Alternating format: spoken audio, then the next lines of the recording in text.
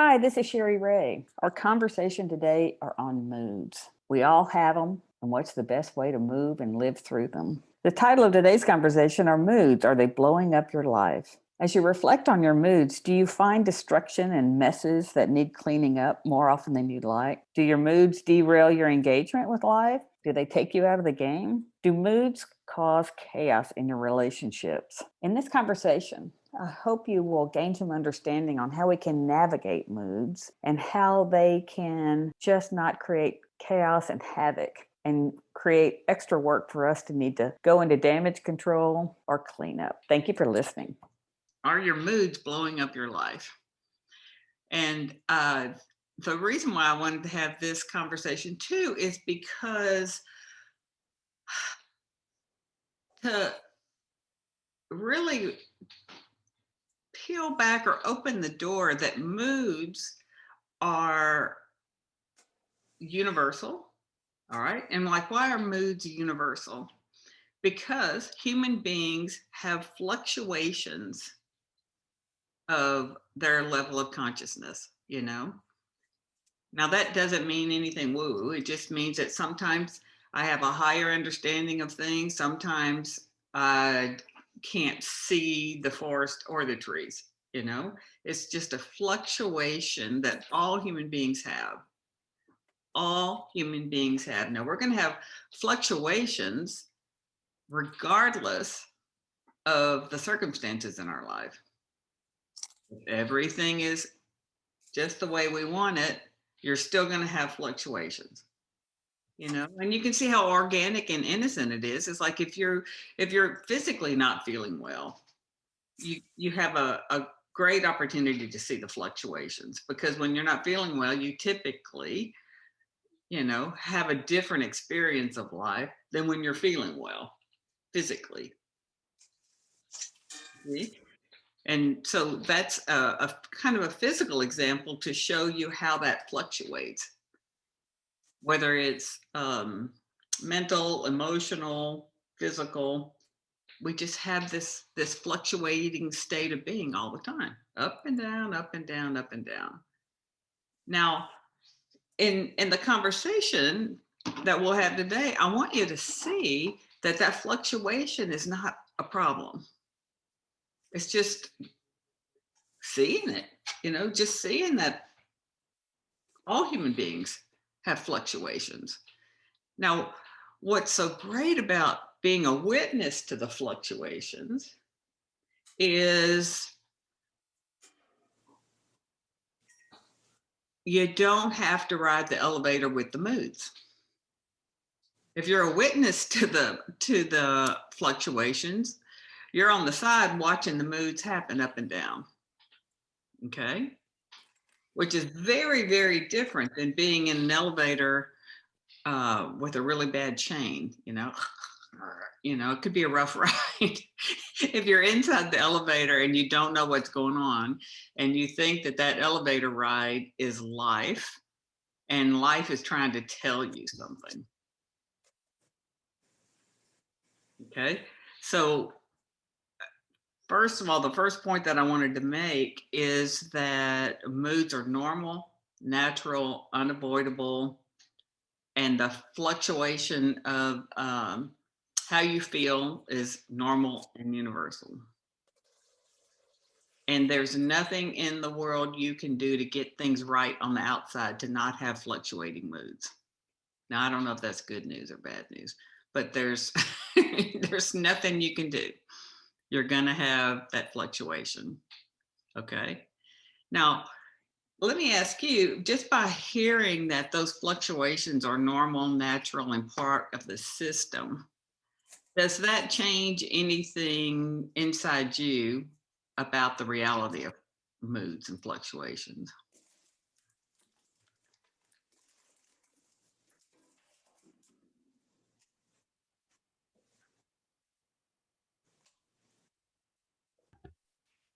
Well, I have a response. Excellent. No, it doesn't. Okay. I mean, there's still times when you kind of wonder why. why is this bothering me? And I like to know, or why do I feel euphoric? Whatever the mood is, it's like, well, where is this coming from? What's the root? What's the stem? So it's still, yeah, I can be outside of it sometimes, but I still feel it.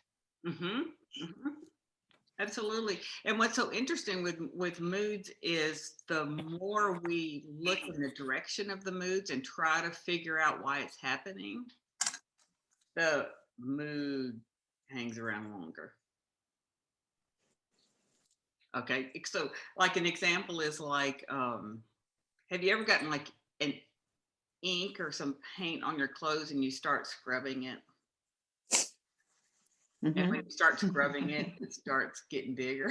Instead of going away, it just kind of starts to spread.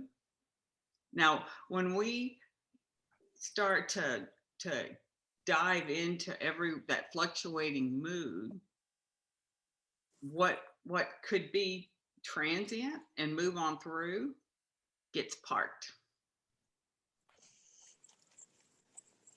Our mind gets fixated on it. And then we're in that feeling longer.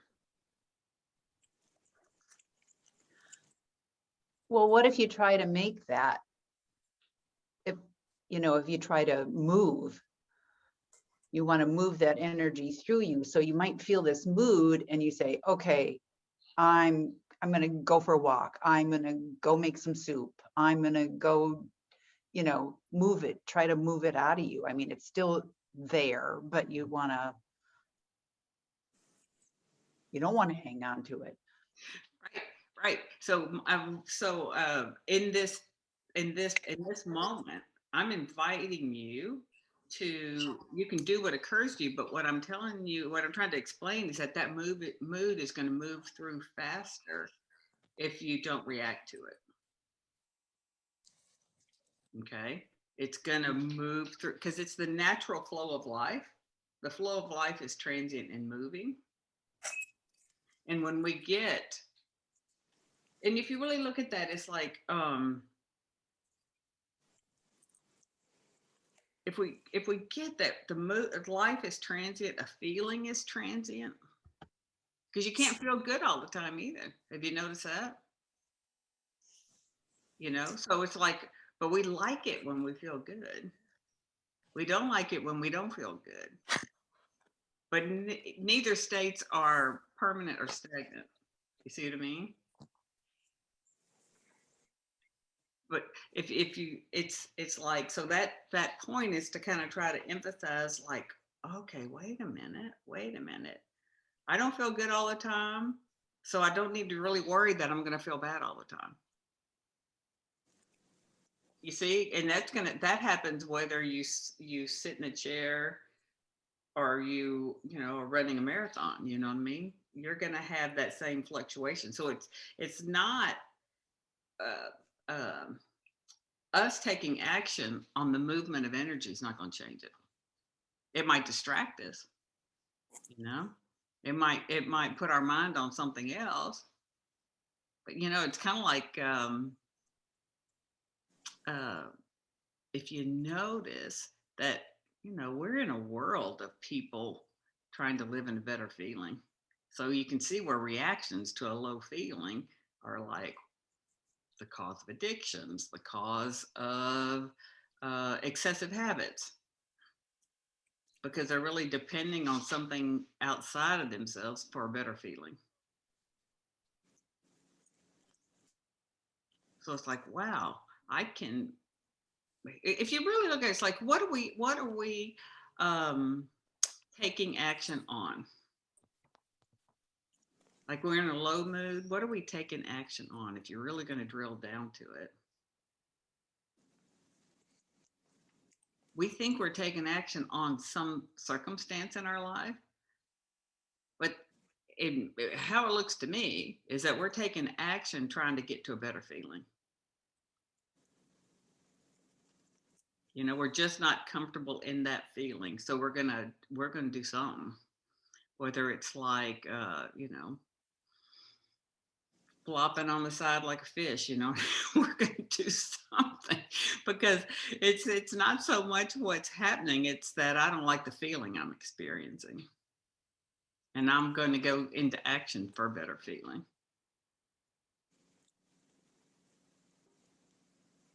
Does that make sense? No. It does not make sense? It's helpful for me to hear if that was a no.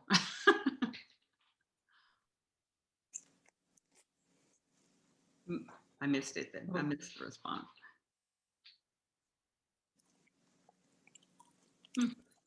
Okay, so anyway, so another one of the reasons why I wanted to have this was I had this experience once that kind of knocked my socks off in showing me what moods could do and how moods could impact my life. So this happened one day where I was walking through my house, and my spouse was watching TV and sitting in a chair. Now, when I went through the house the first time, I was like, oh my God, that man sitting in that place watching that TV was making me mad. There was so much wrong about that person sitting in that chair watching that TV that I just went to town on him in my mind. So I had gone somewhere and I came back through the house, I don't know whatever amount of time it was. And when I came back through the house and I looked, and he was still in the same chair, but the first thought that came in my mind, the guy had moved. But when I came back in the house, the first thought that came through my mind was like, isn't he precious? Isn't he precious? And then it hit me. I was like, oh my gosh. Depending on my mood, that fluctuation of that mood that I'm in, the world looks so different. People in my life look so different. Now, this poor lab rat of a husband had not moved. He was sitting in the same spot in front of the same TV. But I noticed that if I'm in a high mood, or if I'm just neutral or in a better mood, he's not a problem. If I'm in a low mood, he is a big problem. Now, nothing that person did caused me to have any of those feelings. That fluctuation of consciousness, that fluctuation in my state of being was determining what I was seeing in the moment.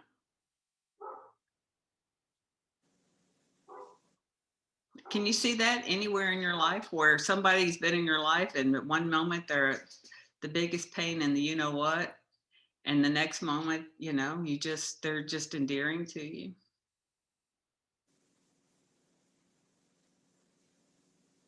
Yes. Yes, I see what you're talking about, and certainly in the context of when you've talked about feelings coming and going in painting and that kind of thing, I've seen that is true. I'm puzzling though, because and maybe they're just different levels of intensity of mood, and maybe the same thing doesn't work for all of them. But I think in general, I'm with you on what you're saying, and I'm following you. And I certainly think a daughter of mine recently pointed out that she had been thinking about a habit.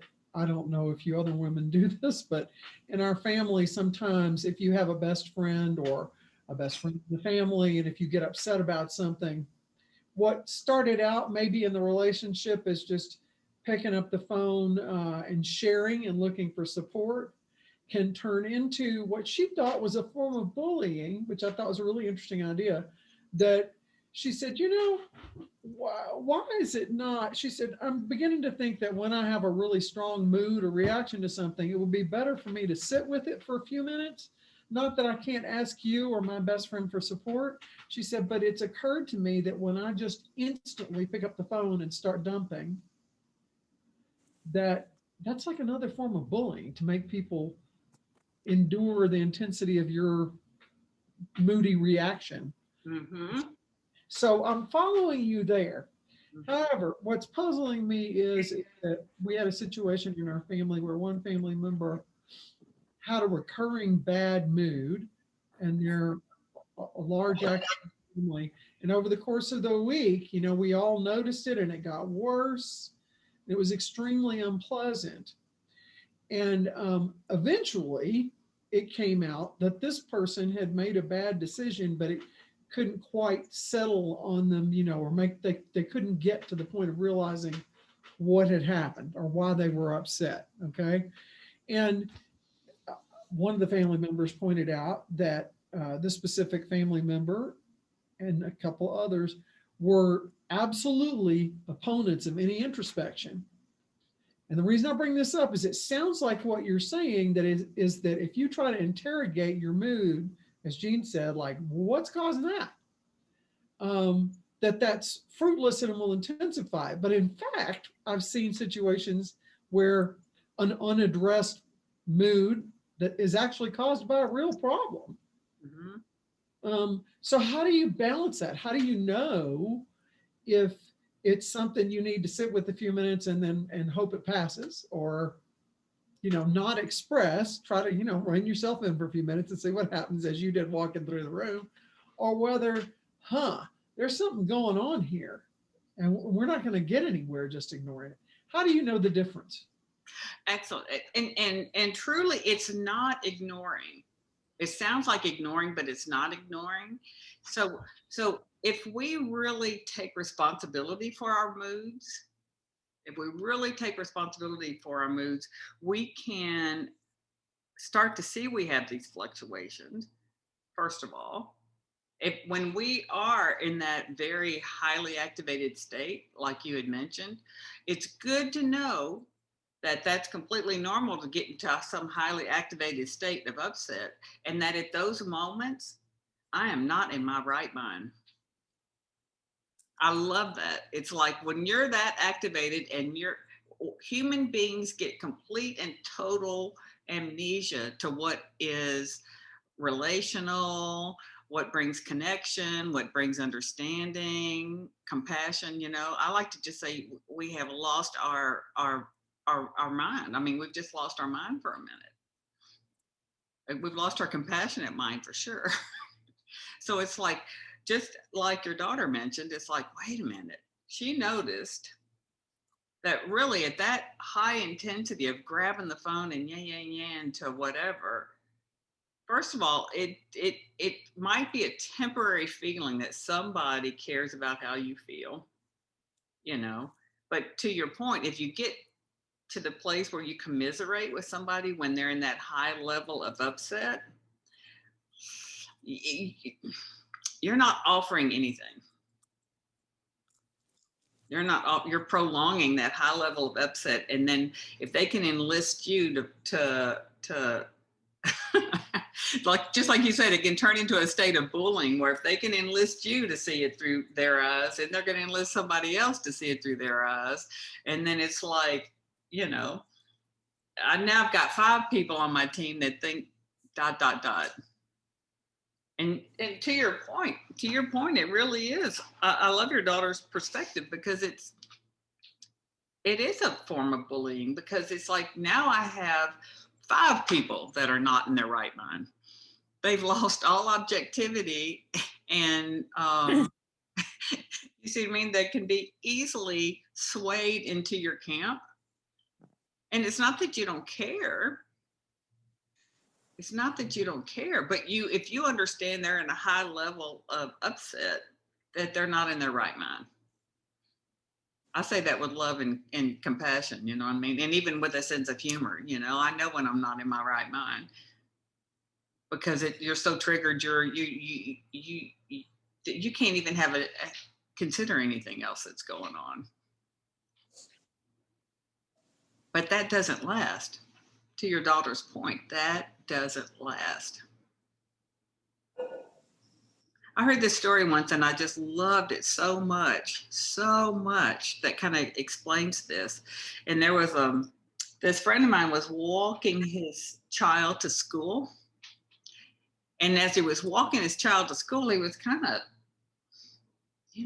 kind of being kind of teasing and poking fun at and all this stuff. Well, the child said, "Stop it. I'm not liking it," and which woke up the dad and said, "Golly." The dad had a moment to get reflective, and he goes, "Gosh, that wasn't at all how I meant it, but I'm sorry if it was upsetting you." And the kid's like, "Yeah, just stop it." And so as they walked on a little bit longer, the dad said, "Are you going to stay mad at me forever about this? Because I'm really sorry I did it." And the kid goes, "I'd like to, but I don't think I can." You see what I mean? Which I thought was so precious and so true about human beings, is that transient feeling that shows that it is a transient feeling, that you can't, it takes a lot of work to hold on to that upset. You have to stick to your story to keep the upset alive. You are closed off to anything new or fresh or insight or an insight coming to you, because by God, you're going to get people that fortify your story, and you're going to stay in your story. You can't really get anything new if you don't open space to see something new, if you won't give up that story. So Anya, I'll go to you because your hand is next, and I'll come back to you, Janet. Okay, hi, Cherie. I want to bring this question. Okay, so I am in a bad mood, let's say, and that's regarding painting. So you bring yourself, you track yourself in front of the paper, whatever the hell you feel like it. But I'm thinking now, do you augment the bad mood, you express it on paper, or you try to self-regulate yourself into a better place, or you ignore it? I mean, just your thoughts about it. When you just think in front of the paper, what do you do? When it comes to the painting process, it's like if you can just stand in front of the paper and find an easy, simple place to let the brush touch the paper. If you do that for 5 or 10 minutes, you've basically kind of turned into Teflon, and the next action will come. Yeah, I noticed that. That is true. It turns into something else. But it's an intense, I mean, yeah, you have a more intense experience for a while, which is nothing bad. No, which is nothing bad. Which is the one of the points that I wanted to make, is that a low mood is just a feeling. A feeling will never hurt you. Now, yeah, you take action on a feeling, and that action is going to be what is going to be the mess that either needs to be cleaned up, that could do some it's just not going to be as productive as being able to ride out the feeling. yeah. And then You can almost see it. I mean, it happened to me. The painting, I mean, what it comes out, if you really intuitively painting, you could be scared of it, or just realize what's going on. It's expressing whatever your move of the, stuff that it's in there. Yeah. maybe, because if this is a great part, what kind of came to mind when you said that, Anya, was like, okay, wait a minute.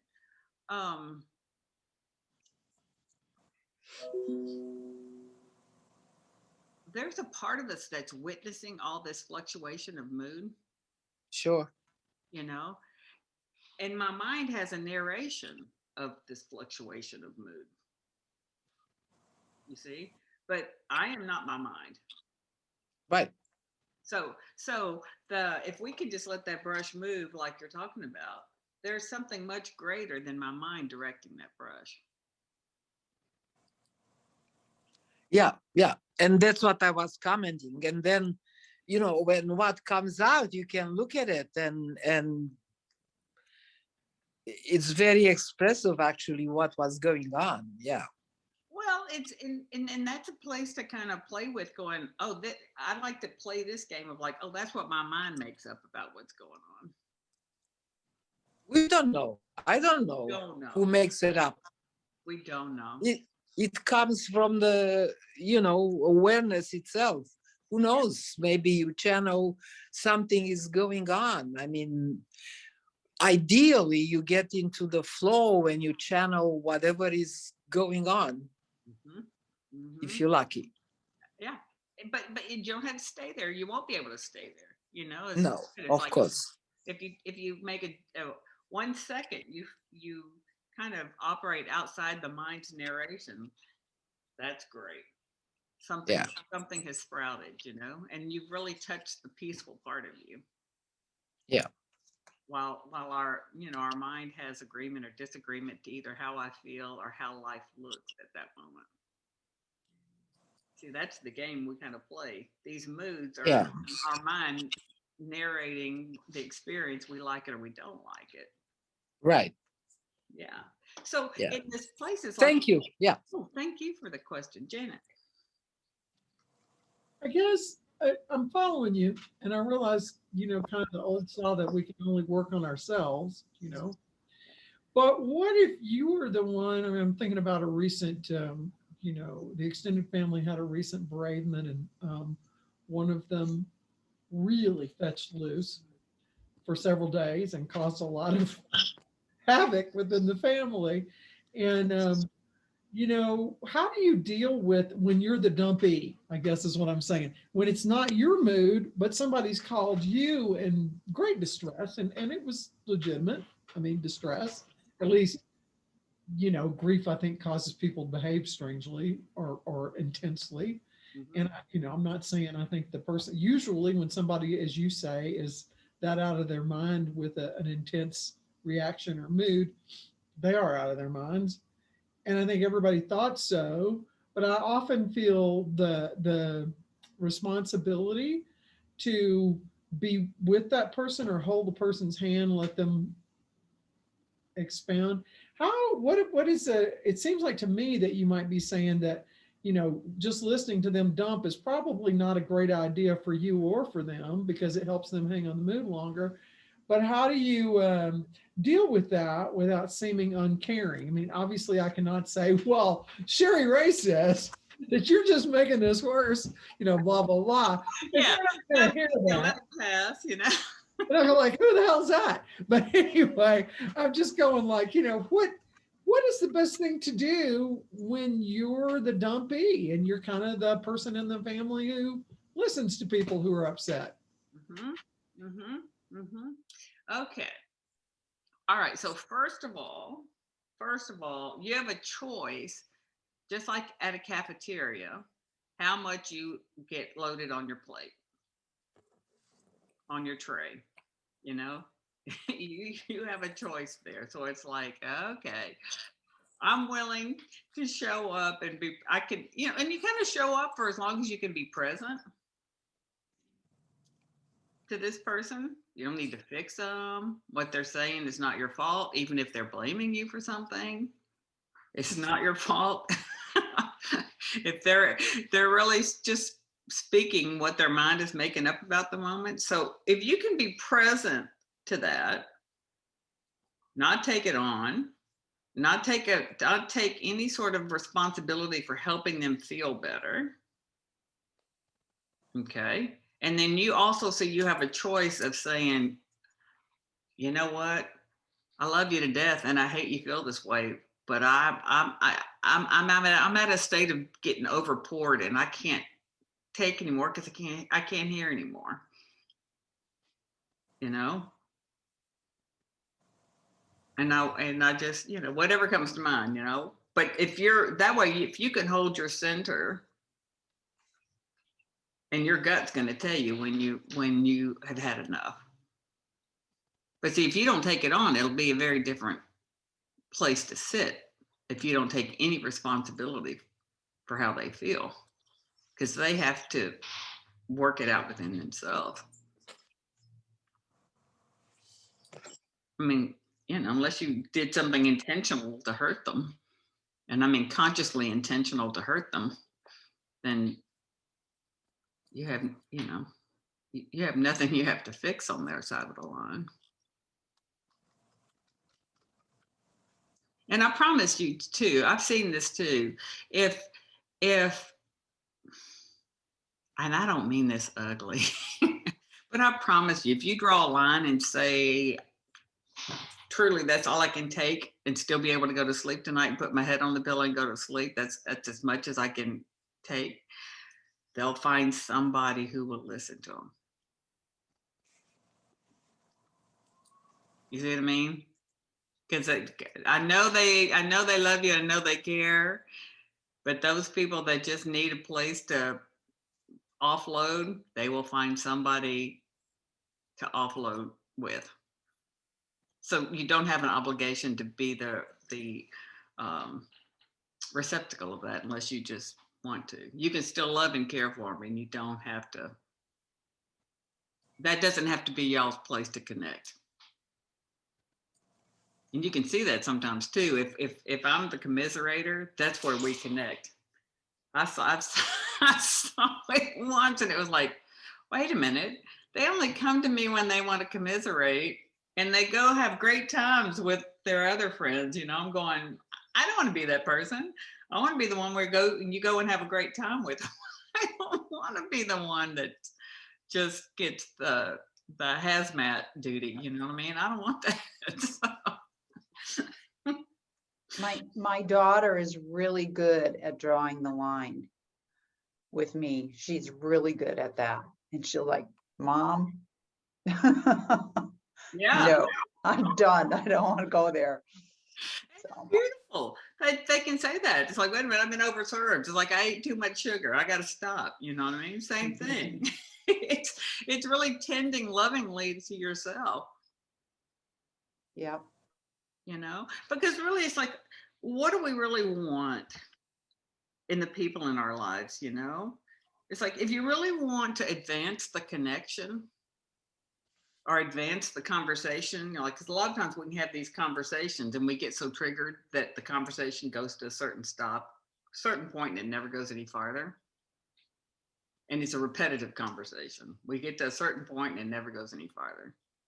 And we get to here, and we get to here. So it's like, if what you want is to advance the conversation or have a richer connection, then we got to do something different. And I love what you just said about your daughter going, I'm totally overserved. Yes, and Jeannie, we can overserve ourselves. But the part I want you to see is you'll get more in tune to your level of being overserved. What we kind of stop putting all our attention on them, or either, falling into their soup, and we can kind of stay more in contact with ourselves and feel like when we're feeling like we're overserved, like I've stayed too long in this conversation. That's just an example for you, Janet, on that kind of triggered high level stuff. What about though? I mean, I guess I'm still puzzling over, and the only way I can understand this is personalize it for me. Sure, that's wonderful.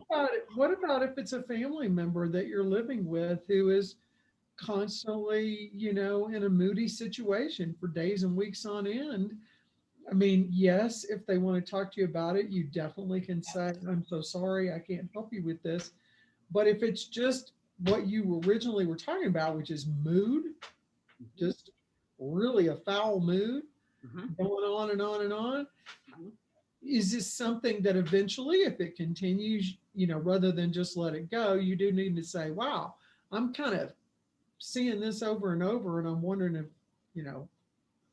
or are you provoking them to attach some stupid narrative to their situation. What do you do when somebody is just really moody for an extended period? I don't know. Right. Well, see, like if we take responsibility for our moods and see that when there's a fluctuation in there, what happens is if we start to notice that if somebody else is in a bad mood, I have choice to either be in that bad mood with them, not take responsibility for it. You know, we can be more of an observer to their bad mood. So in this conversation, what I was wanting to really bring home is like, here's somebody, I'll use your example. Somebody's in a bad mood. I get triggered up. I get in a bad mood. And all of a sudden, my bad mood, the feeling is so uncomfortable that my mind has convinced me now's the time to take action. I'm putting on my gloves and I'm coming out swinging. Okay. I'm going to make them so wrong for who they are and how they are, or whatever, you know, your low mood does. So I'm saying, okay, so since we're dealing with our side of the line, if we see that at that point of the greatest discomfort, I'm going to have the poorest quality solutions come to me.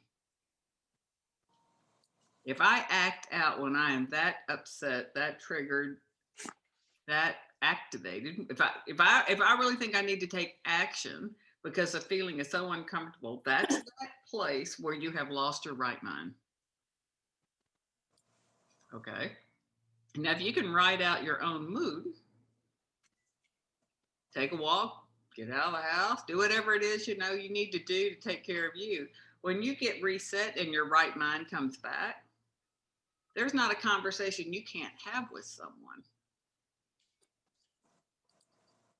You know, if you have a conversation with someone from a I'll say a high-minded place, compassionate, caring, loving place, you can share anything with anybody. And they're more apt to hear it. If you say it from that place where you really, it's like, it's now or never. I used to think that's like, man, I have to get mad to take action. You know, I don't know if anybody ever had that, but I got to be mad to take action. It's like, gosh, what a mess that makes. Because then really nothing happens. Something gets blown up. And then, you know, everybody's leaning back trying to put the pieces back together. But there was nothing really constructive until you got clear-minded. Nothing constructive came to you about furthering the conversation or informing this person that, you know, I don't know if you're aware of this, but you walk in the door and, you know, you're as prickly as a porcupine or whatever you want to say. But you're higher minded in the conversation, in the sense of, when I say higher minded, I mean more loving, more compassionate, and more caring. And that gets communicated. Not critical, not wrong, you know. Can you see, like, even in your mood, you have the capacity to be much more loving, caring, connective when you're neutral or in a higher mood than when you're in that really activated place where you've lost your mind. You've even lost your heart, if I think about it too. You've really lost your heart and your mind. I never thought about that till right now. That is really, really helpful. Lisa.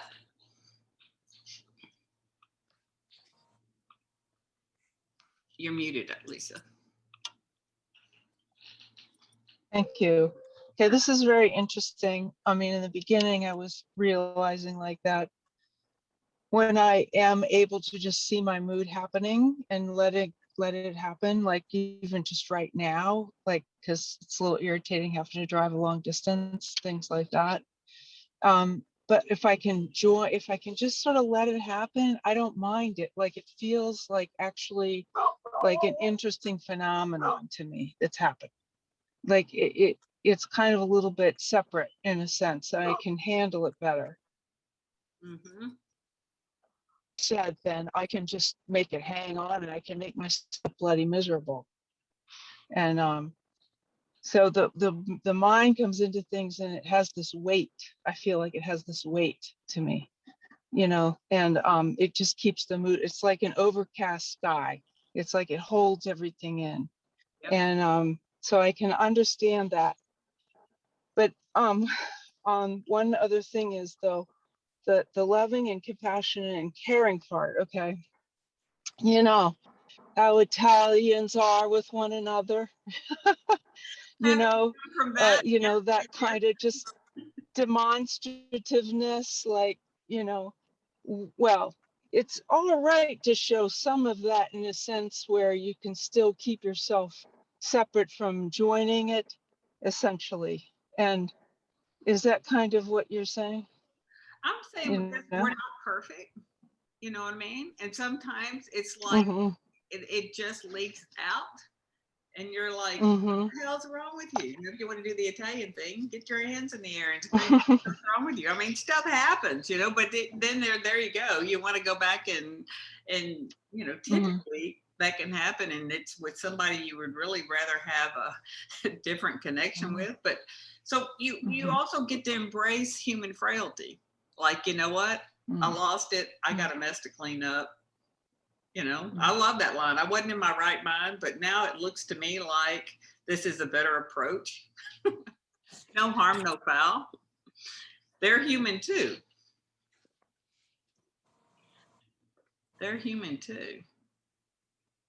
Yes. So yes. Okay. Yeah. I understand now. Thank you. That was the missing piece for me. Well, I'll use that again, Appreciate it.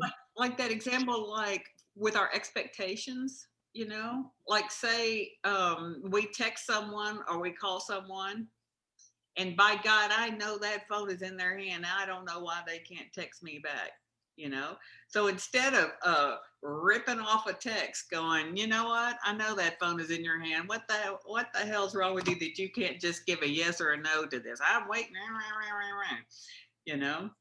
You I don't know anybody that's going to gravitate to be closer to you in that kind of interaction. You know what I mean? Unless they're real high-minded and they're like going, wow, you're really upset. Gosh, and they don't feel threatened by the combative language. When you get your right mind back after watching this, going, wait a minute. I don't have to take action from a bad feeling. That really that if I can not take action during that bad feeling, I'm going to get my right mind back, and I'll have a place where I could communicate what I make up about when they don't text me back. I can communicate what I would prefer. They don't have to comply, but you certainly have a better chance of having their ear than if you back on them. Do you see what I mean? that's a way of allowing the intensity to pass, and then you can have a conversation or continue the conversation. Otherwise, everybody just has to lick their bruises and, get over themselves and try to come back to the conversation. But nothing's been resolved and nothing's been shared if we're just. Is it possible at times to sort of reiterate what we're talking about now to someone, essentially, that, that if you hang on to it, it multiplies? I mean, or do you see? I think that this happens when Now I think this is what I think.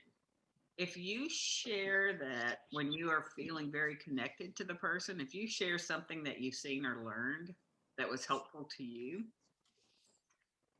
and you speak about yourself going, you know what, just like I shared with you guys, it's like, oh my God, I noticed how my inner state of being determined the quality of the human being sitting on the couch. I missed that story. Maybe you can tell that later. Okay. but it's like I had that moment of realization that, and I shared it with you. So like, if you have a moment of realization and someone is receptive to hearing what you're noticing about yourself or about life, and it's in a conversation, great and wonderful. But if trust me, I've lived this one too. If any part of you sharing that story is sticky in the sense that this is something they need to hear, you better back down.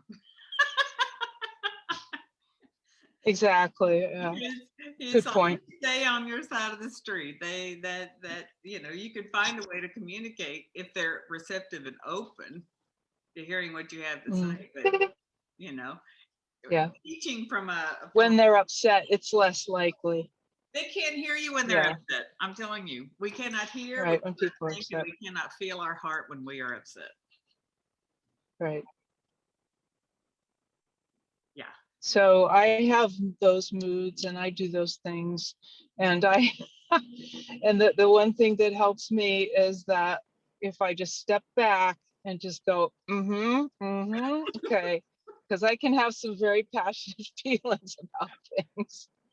And I was, okay. And, hopefully get through the end of that, without any damage, And having been that's done. really a good thing. I've found it really helpful is like just to really be transparent and tell the truth. Go, you know what? I can't go any further in this conversation because I have lost all connection to you. I said I Mhm. am just too upset to be able to hear. So I think that old wives' tale about don't go to bed angry. I'm like, no, please go to bed angry because you're going to wake up in a different state of mind in the morning. You'll be much fresher. It's like still picking at it when you're in that low state of mind. You're only going to dig your hole deeper. Take a break. Say, I'll come back. I'll have another conversation with this, but it's not productive at this point. You really have to see when it's not productive and agree to come back and have a conversation. But don't think you'll get to gold by digging the hole deeper from a low state of mind, because you can't get good quality solutions from that. You can't get heart-centered solutions from that. I don't care if it's your boss, a partner, a child, a friend. It's like, if you want productive solutions, you're not going to get it from that desperate place. Yes. So, Cherie, I appreciate what you're saying, about relationships with other people and what Lisa said about,